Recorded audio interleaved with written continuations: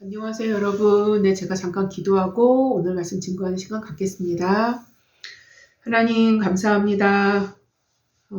하나님, 감사합니다. 오늘도 주의 말씀, 주의 진리의 성령께서 하나님, 이 주의 말씀을 말씀될 수 있도록 하나님, 오늘도 하나님 주님께서 온전히 임하여 주시기를 원합니다. 성령께서 임하여 주시기를 원합니다.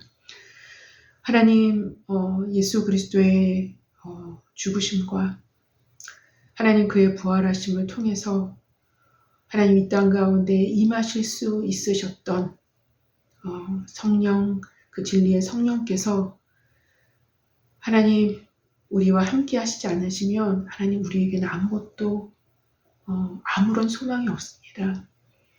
하나님 우리에게는 아무런 힘이 없습니다.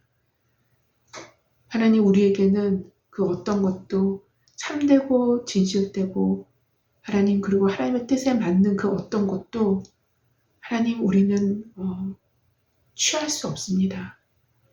하나님 모든 것이 하나님 예수 그리스도의 죽으심과 그 부활하심을 통해서만 오실 수 있으셨던 하나님 그 성령님으로 인해서 이 모든 것들이 가능합니다. 하나님 그렇습니다. 그 안에서 우리가 볼 때 하나님 오늘 말씀이 증거되는 것도 하나님 말씀이 말씀될 수 있게 되는 것도 하나님 진리가 진리될 수 있게 되는 것도 하나님 그 진리의 성령께서 하나님 함께 하시지 아니하시면 그 모든 것들이 무용지물이 되고 맙니다. 주님 임하여 주시옵소서. 진리의 성령께서 이 자리에 함께하여 주셔서 하나님 말씀을 전하는 자나 말씀을 듣는 자나 하나님 모두 진리의 성령님께서 하나님 진리케 하시는 그 말씀을 통해서만 살아갈 수 있사오매 하나님 주님만 의지하고 오늘도 의존합니다. 하나님 오늘도 공격이 있을 것이오나 그 모든 것들을 파하시는 그 하나님의 능력으로 하나님 아버지 오늘 예배가 하나님 앞에 드려드릴 수 있는 참된 예배가 되어질 수 있도록 주님 역사하여 주시기를 원합니다. 하나님 첫 시간입니다. 하나님 마치는 그 시간까지 성령 하나님께서 우리와 함께하여 주시고 하나님 우리의 내면 가운데로부터 하나님 그 진리가 온전히 진리될 수 있도록 그 진리의 성령께서 온전하게 함께하여 주시기를 하나님 소원하고 또 그렇게 될 줄 하나님 믿습니다. 하나님 세상은 어지럽습니다. 하나님 세상은 어지럽습니다. 하나님 혼란합니다.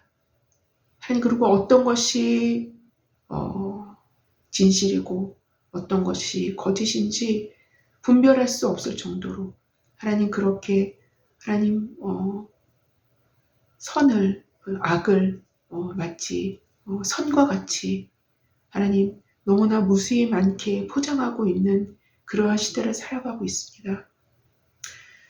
하나님 이러한 우리의 시대 가운데 하나님 시대를 쫓지 않고 하나님 그리스도의 말씀을 쫓아 하나님 이 세대를 분별하며 나아갈 수 있는 하나님 그런 우리 모두가 될 수 있도록 주님 우리 가운데 또한 함께하여 주시기를 원합니다.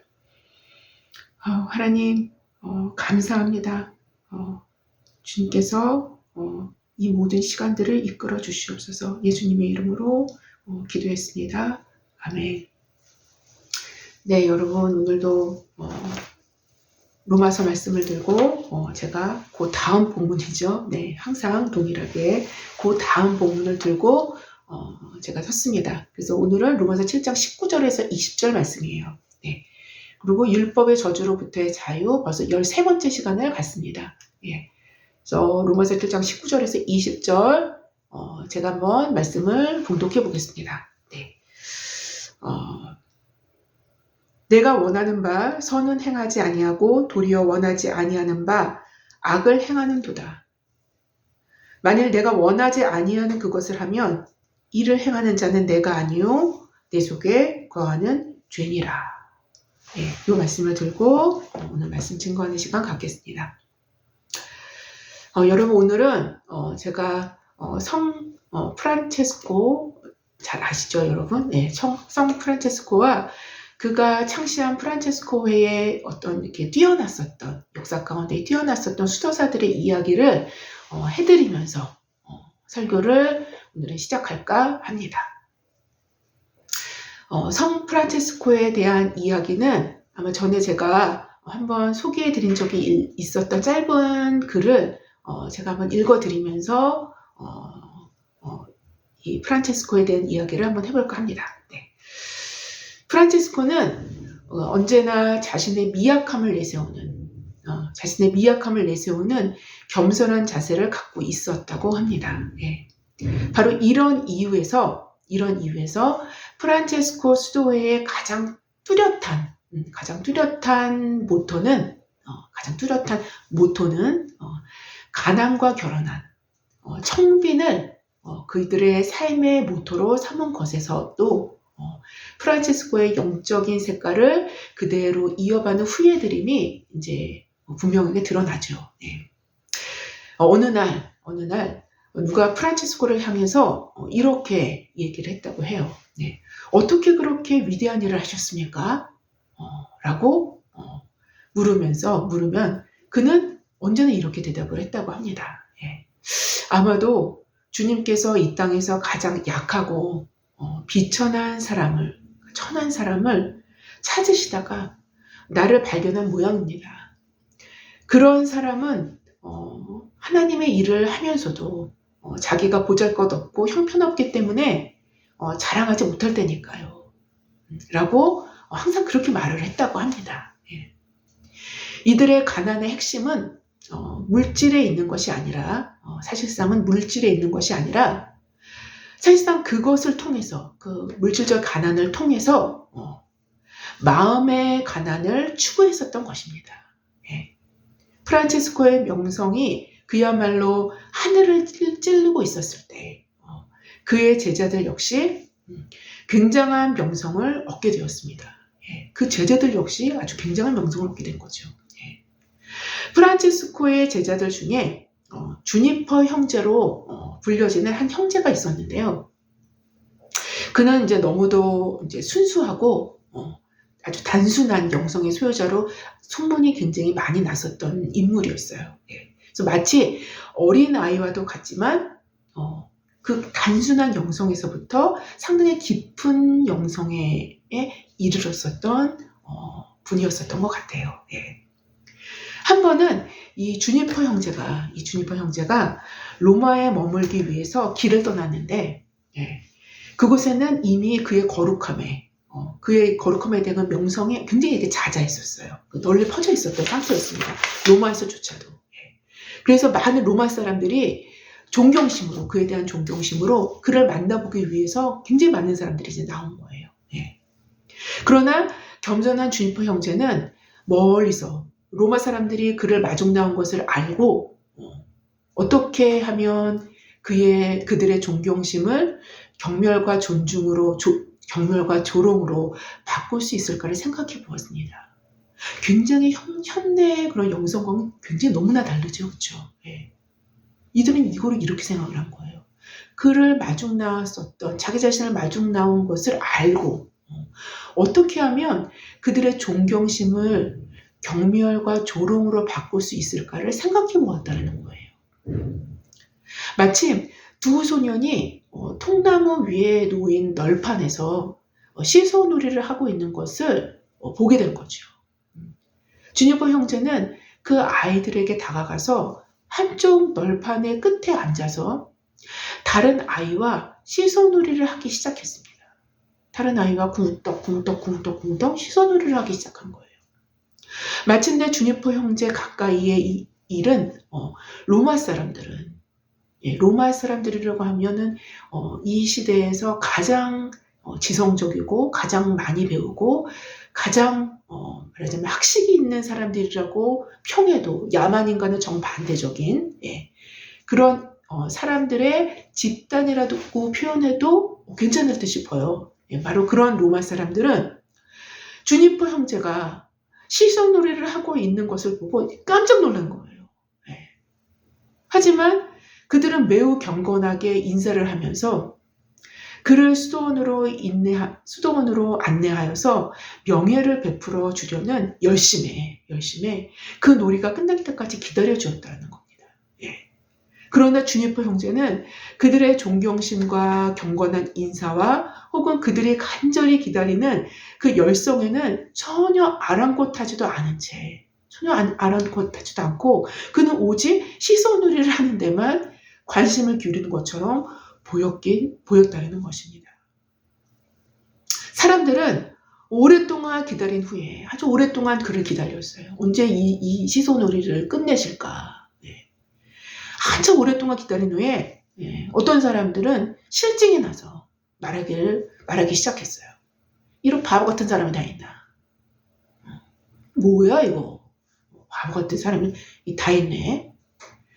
그러나 그의 방법을 아는 또 어떤 무리들은 그에게 더 큰 존경심을 느끼기도 했다라는 것입니다. 뭐가 있을 거야 라고.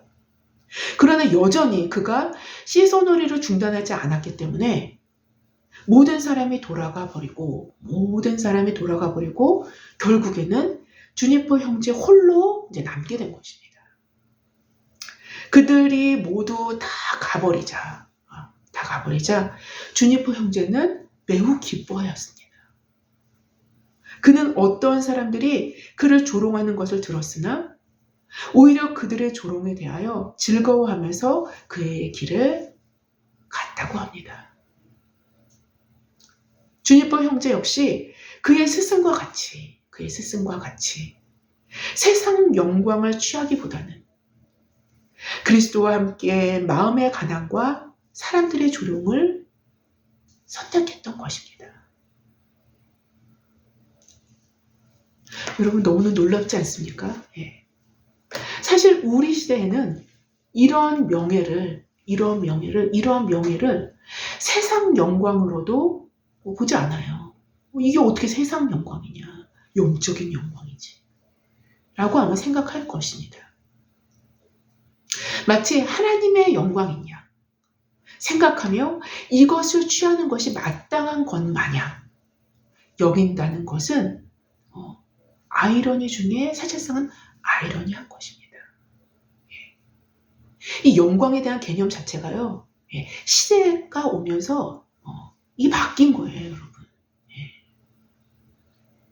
하지만 분명하게 이 영광도 세상 영광입니다. 여하튼 역사 가운데 그리스도교가 수천 년 동안 내려오면서 시대를 거쳐오면서 신앙적인 개념들 역시 많은 변화가 있어 왔음은 분명해요. 그러나 또한 한 가지 분명한 사실은 시대의 변화에 따라 변화되어야 할 것들이 없을 수는 없겠지만 변화되지 말아야 할 것, 즉 결코 변화되면 안 되는 것들까지 변화될 때 그리스도교의 힘이 현저하게 약화되어 왔다는 것은 분명한 역사적 사실입니다. 현저하게 힘을 빼게 만드는 바로 그곳에는 진리를 지켜내지 못하는 타협과 왜곡의 문제들이 있었음은 분명하다는 것입니다. 그래서 힘이 빠져나가기 시작한 것입니다. 그리스도교의 믿음의 선배들, 곧 사도시대부터 시작해서 우리에게 전승되어져 내려왔던 명백한 그리스도교의 진리 중에 이제는 희미해지고 사그러드는 진리가 무엇인가를 발견하고 다시 활성화시켜야만 하는 것이 우리 시대의 그리스도인들에게 남겨진 과제가 아닐까 생각해 보게 됩니다. 물론 이러한 과제 인식도 그리고 발견케 되는 시각도 활성화시킬 힘도 모두 진리의 성령님의 도우심이 아니라면 단 한 발자국도 나가지 못할 것은 분명합니다. 이 모든 것을 일깨우시고 능력과 힘을 제공하시는 공급자가 공급자가 성령님이시기 때문인 것입니다. 바로 이러한 맥락에서 우리는 우리의 믿음의 선배들이 갖고 있었던 인간에 대한 지식과 현 시대를 살아가는 우리 그리스도인들이 갖고 있는 인간에 대한 지식을 이 텀을, 이 간극을 생각해 볼 필요는 충분히 있다는 것이죠. 성경은 우리에게 인간에 대한 속 깊은 지식을 제공합니다. 인간에 대한 속 깊은 지식을 제공해요. 그것도 인간에 의해 포장되고 가미된 인간론이 아닌 진리 앞에서 벌거벗은 실체까지 그 모습을 적나라하게 드러내는 그것을 제공하는 것입니다. 뭐가요? 성경이에요. 그래서 성경도 인본주의적인 시각으로 보게 되면 그래서 진리 자체가 숨겨질 수밖에 없게 되는 것입니다. 진리 자체가 어떤 면으로는 숨겨질 수밖에 없게 되는 거예요. 성경에서 스스로 숨어 계시는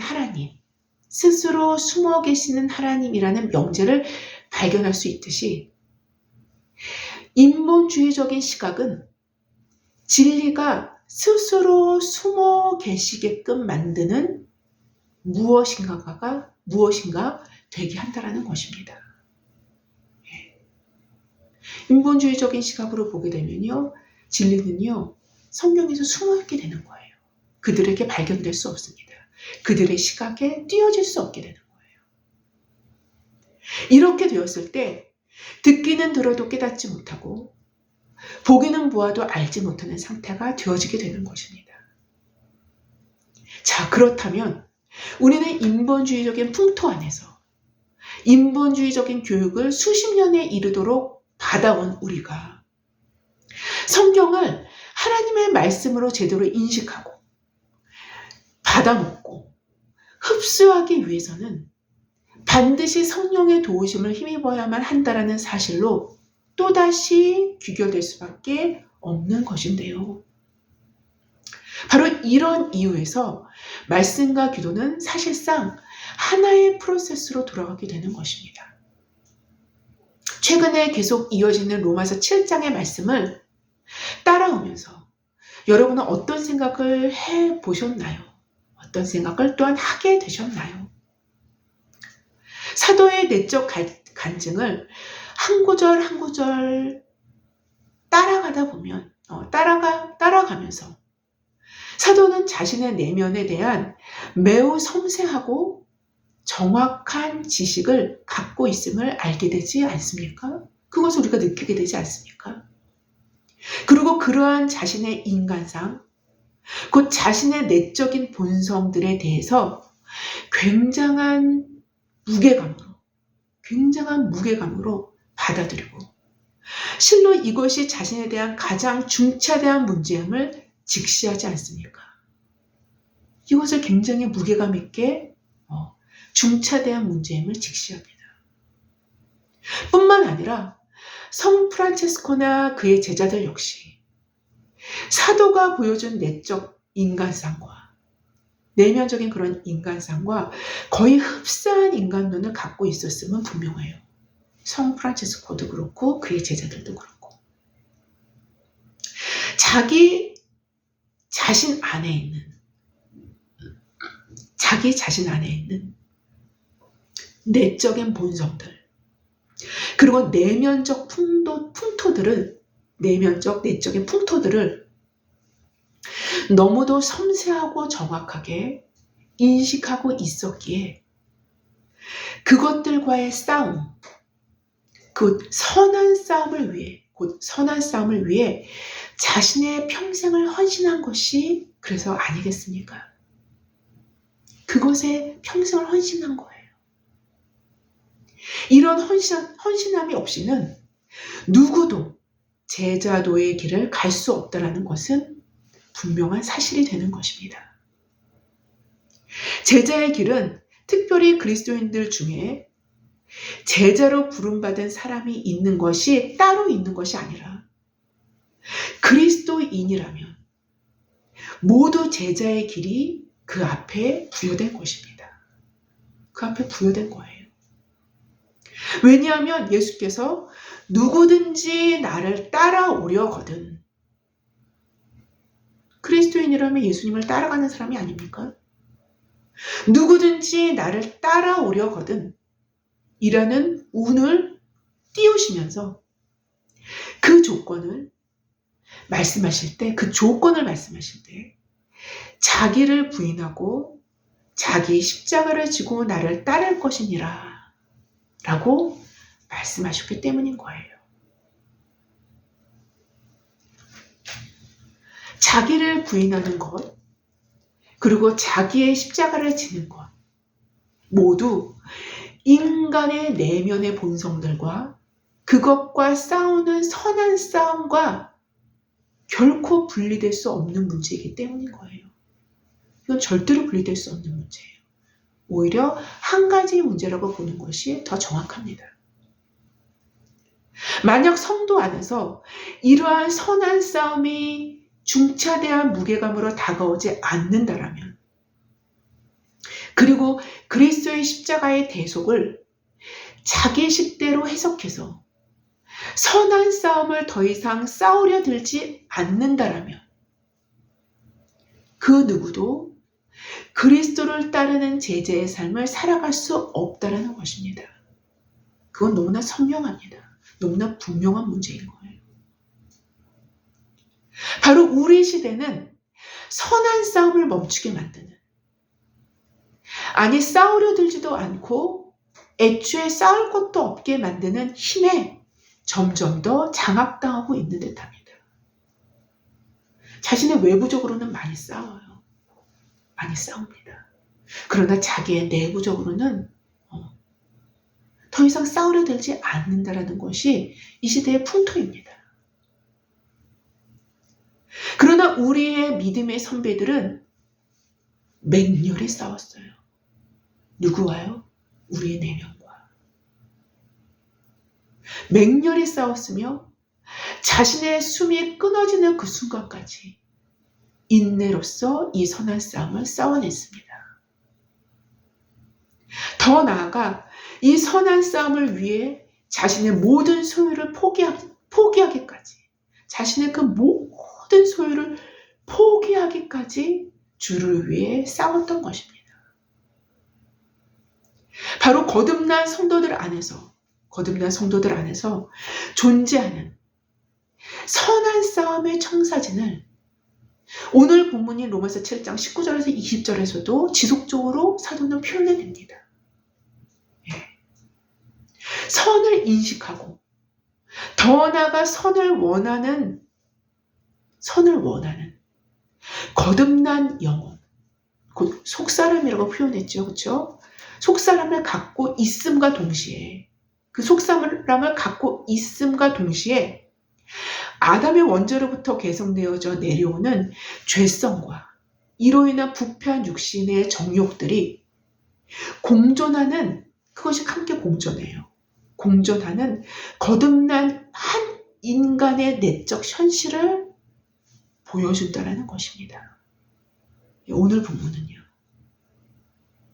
바로 너무도 상반된 두 가지가 하나의 인격체 안에서 존재하는 것 때문에 싸움은 필연성을 띠게 되는 것입니다. 싸움은 필연성을 띠게 되는 거예요. 본문 로마서 7장 19절에서 20절은 이렇게 기록합니다. 내가 원하는 바 선은 행하지 아니하고 도리어 원하지 아니하는 바 악을 행하는 도다. 만일 내가 원하지 아니하는 그것이 뭐예요? 악이죠. 악을 행하면, 그것을 하면 이를 행하는 자는 내가 아니요 내 속에 거하는 죄니라 라고 오늘 본문은 기록합니다. 특별히 이를 행하는 자는 내가 아니요 내 속에 거하는 죄니라 라고 표현된 내용은 우리가 이미 전에 17절에서 말씀드린 바가 있습니다. 예. 이 말씀을 계속 반복하는 거예요, 사도는. 칼빈이 말했듯이 자신의 모든 악행들을 육신의 탓으로 돌리고서 자신은 책임이 없다. 나는 책임이 없다. 내 죄가 범한 거지 내가 범한 게 아니다. 나는 책임이 없다고 발뺌하는 것과 마찬가지로 자신의 죄에 대한 책임을 회피하는 내용이 결코 아니라는 거예요. 이것을 칼빈이 얘기했죠. 이것을 칼빈이 정확하게 기록을 합니다. 오히려 새로운 영의 소원, 곧 거듭난 영혼이 하나님 앞에서 갖게 되어지는 선에 대한 강한 소원함에 반하는 육신의 소욕들을 완강하게 거부하는 내면적 선언이라고 볼 수 있는 거예요. 네, 내면적 선언으로 볼 수 있다는 것입니다. 어찌 보면 바로 이러한 육신의 소욕들을 완강하게 거부하는 것이 내적 훈련화되면서 그리스도교의 역사 가운데 질비하게 나타나게 되었던 이유로도 우리는 볼 수 있는 거예요. 바로 이 훈련들이. 분명한 것은 교회의 역사를 통해서 보게 될 때 현 시대를 살아가는 우리 시대의 그리스도교의 모습을 좀 더 선명하게 볼 수 있게 되어지기도 하는데요. 왜요? 제가 예전에도 보색 대비를 설명을 했죠. 색깔이 완전히 반대의 색깔은요, 더 도드러지게 선명하게 보이게끔 되어 있습니다. 바로 그런 의미입니다. 분명한 것은 교회의 역사를 통해서 보게 될 때 현 시대를 살아가는 우리 시대의 그리스도교의 모습을 좀 더 보색 대비처럼 선명하게 볼 수 있게 되어지기도 한다는 것입니다. 우리 시대의 그리스도교의 도드라진 특징 중에 하나는 바로 내면적 훈련, 곧 육신의 소욕들을 완강하게 거부하는 내적 훈련이 현저하게 약화되었다는 것을 우리가 분명하게 볼 수 있다는 거예요. 더 나아가 인간 육신의 소욕들, 육신의 정욕들로 죄를 강화시키고 죄의 보금자리 역할을 하는 인간 육신의 특성에 대한 관점과 패러다임 자체의 변화는 더더욱 우리 시대를 살아가는 그리스도인들로 하여금 육신에 합류해서 거부감 없이 편안하게 죄 안에 거하는 상태로 점점 더 흘러가게 만들었다는 거예요. 아마도 우리 시대의 그리스도교처럼 내면적 싸움, 즉 선한 싸움이죠. 선한 싸움이 약화된 시대를 그리스도교의 역사상 찾아보기란 쉽지 않을 것이라고 생각을 합니다. 제가 오늘 설교 첫머리에서 성 프란체스코와 그의 제자의 이야기를 말씀드리면서 설교를 시작한 이유는 바로 여기에 있는데요. 그들의 삶 전체를 그리스도를 위한 자신의 육신의 소욕에 대한 끊임없는 선한 싸움을 싸워낸 사람들이었기 때문인 거예요. 그런데요, 여러분, 바로 이러한 내면적 훈련을 삶을 통해 꾸준히 지속해온 자들의 공통적인 흐름을 우리는 찾아볼 수 있는데요. 여러분, 이것이 참으로 중요하다는 생각을 저는 하게 됩니다. 물론 지금까지 제가 설교를 통해서 간단하게 말씀해온 바인데요. 바로 내적 가난, 곧 심령의 가난을 통한 낮은 마음, 곧 겸손이라고도 표현할 수 있는 바로 그것인데요. 즉, 내적 가난, 심령의 가난은 마치 육신의 소욕들과의 싸움에서, 마치 우리 내면의 육신의 소욕들과의 싸움에서 마스터 키와 같은 역할을 하는 것이 분명해요. 여러분, 이건 분명합니다. 마스터 키와 같은 역할을 합니다. 왜냐하면 내적인 가난, 곧 심령의 가난은 인간 육신의 소욕들의 힘의 뿌리를 빼는 거예요. 힘의 그 뿌리를 빼는, 곧 악한 진액을 말려버리는 어떤 힘과 같은 작용을 하기 때문인 거예요. 여러분, 이건 분명합니다. 예. 이렇게 표현하면 좀 더 쉬운 이해가 가능할 수도 있겠는데요. 파릇파릇한 생나물이나 이렇게 풀들을 끓는 물에 한번 푹 집어넣으면요, 데치면 그 숨이 푹 꺼지죠, 그렇죠? 푹 꺼지면서 흐물흐물해집니다. 물론 그렇다고 생나물이나 풀들이 아예 없어지는 건 아니죠. 아예 없어지는 건 아닙니다. 여러분, 마치 이와 같은데요. 마치 이와 같이 심령의 가난은요, 인간의 육신의 소욕, 곧 쌩쌩한 그 육신의 소욕들과 정욕들의 풀들을 끓는 물에 한번 데쳐서 나온 것과 같이 모든 힘을 빼게 만듭니다. 힘을 싹 빼게 만들어요. 바로 이러한 상태에서 육신과의 싸움은 훨씬 수월해지는 것입니다. 훨씬 수월해집니다. 훨씬 수월해집니다. 승리할 수 있는 확률이 그래서 훨씬 높아지는 것입니다. 이 마스터키를, 이것을 우리의 믿음의 선배들이 이미 알고 있었다는 거예요. 이미 알고 있었다는 것입니다. 이것이 교회사에서 보여준 믿음의 선배들이 깨달은 육신의 정욕과 소욕의 싸움에서 승리할 수 있는 비법이었었던 거예요. 바로 이 비법은 이미 예수께서 당신의 사역을 시작하는 그 시점에서 말씀하셨던 산상수훈의 첫 설교였던 팔복이죠. 산상수훈의 첫 설교가 팔복이에요.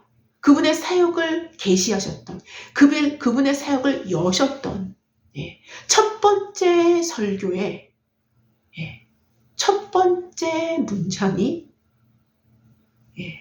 첫 번째 선포가 뭐였습니까?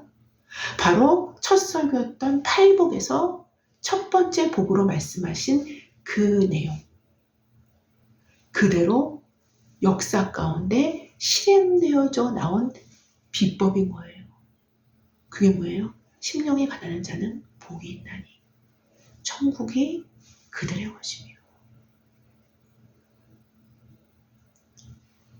제가 여러분께 이런 내용을 말씀드리는 이유는 바로 예수께서 말씀하셨던, 그리고 그분의 말씀을 쫓아 이 비법으로 육신의 소욕을 물리치고 치열한 전투에서 그 삶을 승리로 이끌었던 수많은 믿음의 선배들의 비법을 통해 우리도 이 선한 싸움을 싸워내야만 하는데요. 이 선한 싸움을 싸워야만 좀 더 수월하게, 이렇게 싸워야만, 이 마스터키로 싸워야만 좀 더 수월하게 내적 전투에서 승리할 수 있기를 바라는 마음에서인 것입니다.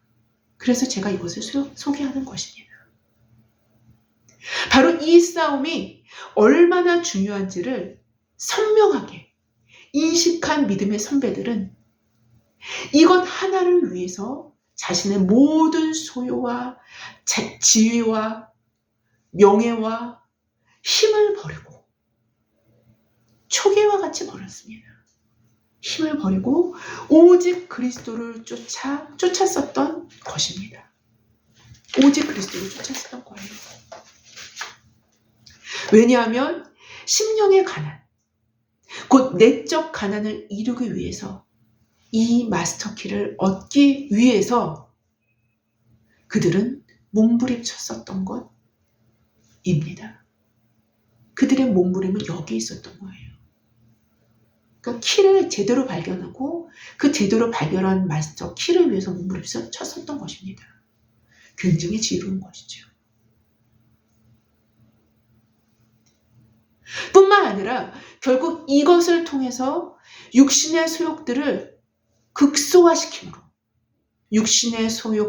극소화시킴으로 인간 내면 안에서 그리스도의 통치하심을 극대화시키고자 했었던 것입니다.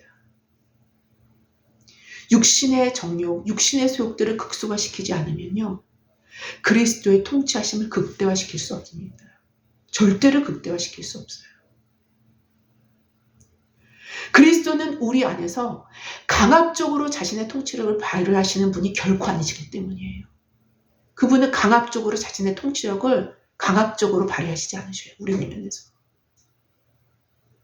세상 통치와는 완전히 다릅니다. 완전히 달라요. 우리가 우리의 육신의 소욕들, 육신의 정욕들을 내어드린 만큼, 우리의 의지적으로 내어드린 것만큼 우리의 선한 의지를, 그러니까 선한 의지죠. 그거는 우리의 선한 의지를 그리스도께 보여드린 만큼 그 선한 의지는 선한 싸움을 통해서 확인되기 마련인데요. 항상 그 선한 의지를 그리스도께 보여드린 만큼 그리스도는 우리 안에서 자신의 통치력을 발휘하십니다. 그것만큼 그분의 통치력을 우리 안에서 발휘하셔요. 곧 이것이 개념적인 의미로도 정확히 하나님 나라가 인간의 내면에서 강화되고 확장되는 의미를 갖는다는 바로 정확한 그 의미인 거예요. 바로 정확한 그 의미입니다. 왜냐하면 하나님 나라는 곧 하나님의 통치를 의미하기 때문인 거예요. 이 하나님 나라는 그 가지가 우리 내면에서부터 시작해서 그 가지가 외부 세계, 곧 세상으로 뻗어지기까지 그 확장력을 지킵니다. 그래서 하나님 나라는 확장되고 엄청나게 크게 확장되는 것입니다.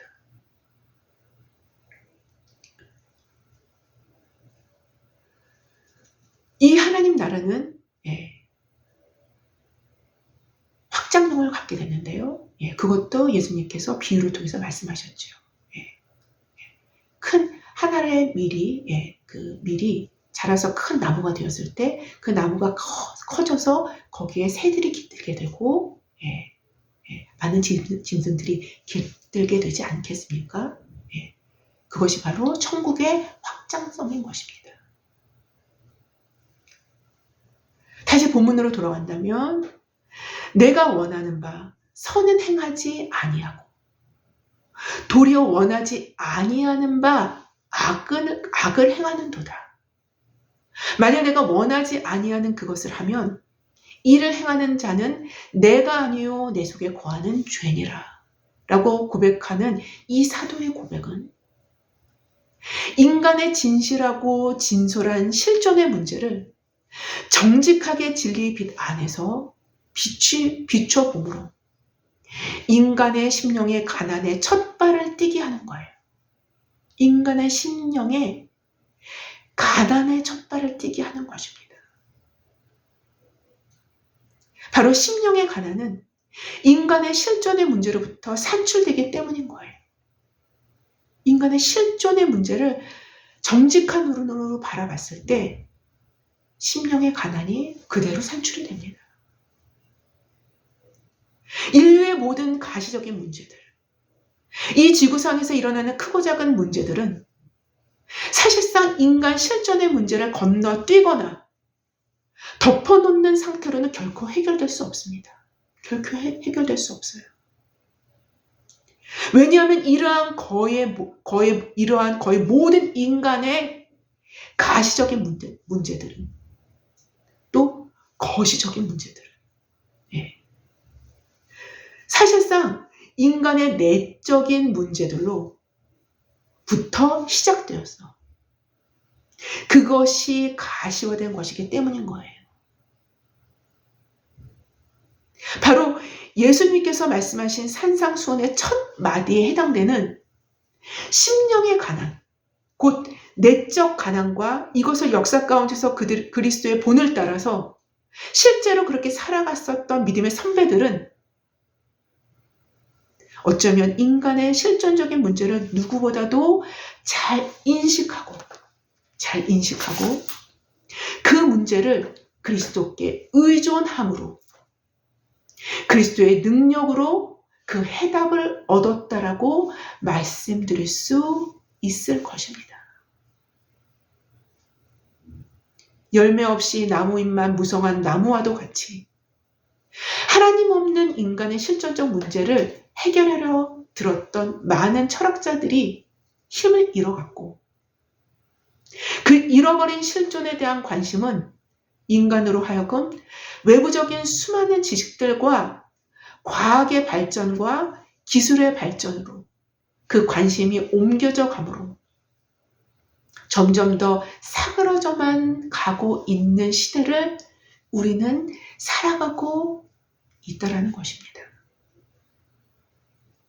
그러나 분명한 것은 인간이 인간 중심으로 만들어내는 과학기술의 발전과 수많은 지식 정보들은 결코 인간의 실존적인 문제, 곧 이 모든 것들을 만들어낸 그 주체가 되는 인간 자신의 진짜 문제는 해결할 수 없다는 것은 자명한 사실이에요.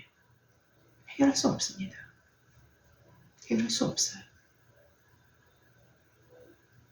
어쩌면 이런 의미에서도 현 시대의 시대상을 따라가는 현대 그리스도인들보다는 우리의 믿음의 선배들이 역사의 시대를 통해서 보여주었던 그들의 삶의 관점이 우리보다는 더욱 성경적이었으며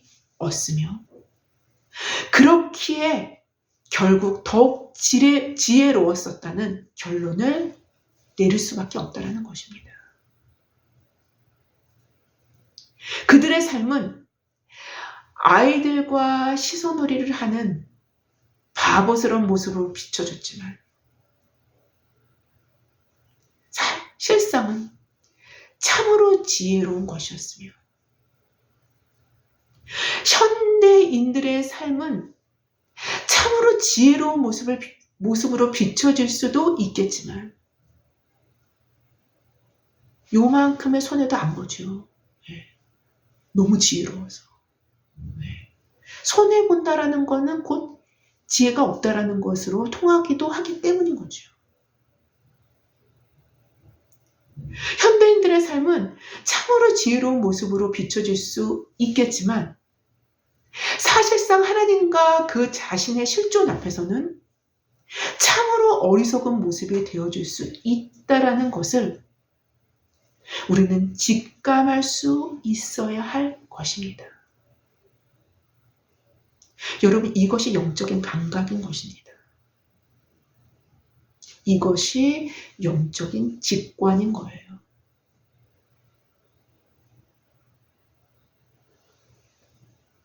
우리도 이러한 지혜로운 믿음의 선배들과 같이 우리 내면의 선한 싸움, 곧 육신의 소욕과 육신의 정욕들의 힘을 현저히 약화시키는 심령의 가난을 통해서 우리 안에 그리스도의 통치가 극대화되게 만드는, 그래서 우리 안에서부터 하나님의 나라가 뿌리 깊이 뿌리 박혀서 하나님의 나라가 밖으로 그 가지가 뻗어지는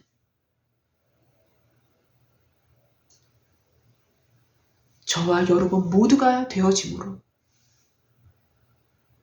그것이 하나님 나라의 확장성이지 않습니까? 이 마지막 때에 선한 싸움에서 그리스도로 인하여 큰 승리가 우리 안에서부터 이루어지는 복을 받는 저와 우리 모두가 되어지기를, 여러분 모두가 되어지기를 주님의 이름으로 기도합니다. 제가 기도하고 마치겠습니다. 하나님 감사합니다. 하나님 감사합니다. 하나님 감사합니다. 주님은 그래서 우리에게 주님의 사역을 시작하는 그 첫 시발점에서, 첫 설교에서, 첫 문장에서 심령이 가난한 자는 복이 있나니 그들이 천국을 얻을 것이라고 했습니다. 하나님,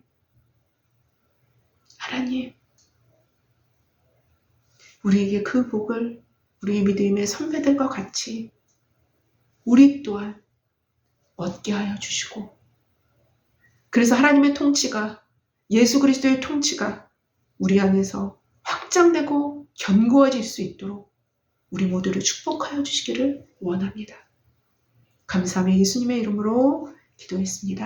아멘. 감사합니다.